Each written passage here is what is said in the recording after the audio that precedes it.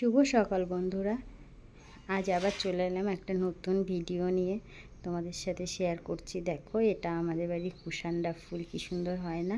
ফুল গাছটা কেমন একটা যেন হয়ে গেছে, জানি না গরম ঠিক হবে কিনা। এটা চন্দ্রমল্লিকা। দেখো, সকালবেলাটা না ভীষণ ভালো লাগে, আর প্রচণ্ড গরমও পড়ে গেছে। কালকে আবার বৃষ্টি হলো, এই সেই নিয়ে জায়গাটা দেখো, কালকে রাতে না কারেন্ট চলে গেছিলো, ওই কারণেই এরকম হয়ে গেছে বেশি।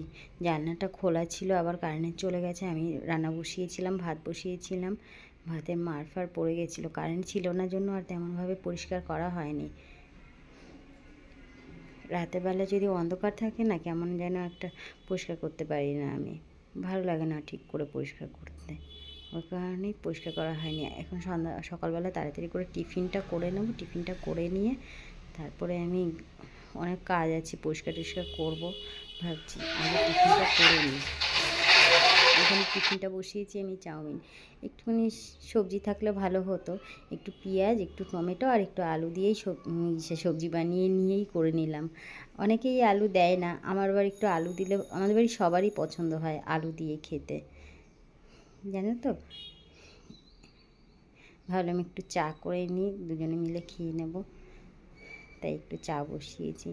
এগুলো অনেক দিন থেকেই পরিষ্কার করব বেশ কিছুদিন হয়েছে এগুলো পরিষ্কার করা হয় না, কেন কি আমার শরীরটা একটু খারাপ ছিল, ওই কারণে আমি এগুলো না পরিষ্কার করে উঠতে পারিনি। পরিষ্কার বলতে তেমন কিছুই না, এখানটায় বেশিরভাগ নোংরাটা হয় না, আটার জারটা রাখি, আটা আর ময়দা দুটোই এক জায়গায় রাখি, তো ওই আটাটা ময়দাটা তুলতে গেলে পরে না গুঁড়োগুলো পড়ে যায়। যখন গুঁড়োগুলো পড়ে যায়, বিকালবেলার দিকে যদি করি তাহলে সাথে সাথে পরিষ্কার করে নিই, কিন্তু সকালবেলাটা না খুব তাড়া থাকে, কোনটা কোথায় রাখছি কী করছি সকালবেলা কিছুই বুঝে উঠতে পারি না। ওই কারণে ভাবলাম আজকে একটু এগুলো পরিষ্কার করে নিই, তারপরেই সব স্নান করে তারপরে রান্নাবান্না সব বসাবো। আজকে আবার রান্নাটাও বেশ কিছুটা আছে, বেশ কিছুটা বলতে ভুলভাল কিছু সবজি রয়েছে, যেগুলোকে কেটে গুছিয়ে রান্না করব। দেখি কী রান্না করব সেটাই ভাবছি। অনেক কিছুই রয়েছে, অল্প অল্প করে অনেক কিছু থাকলে না খুব অসুবিধা হয়। যাক, তাহলে আজ এই পর্যন্তই। আমার ভিডিওটা ভালো লাগলে একটু লাইক করো।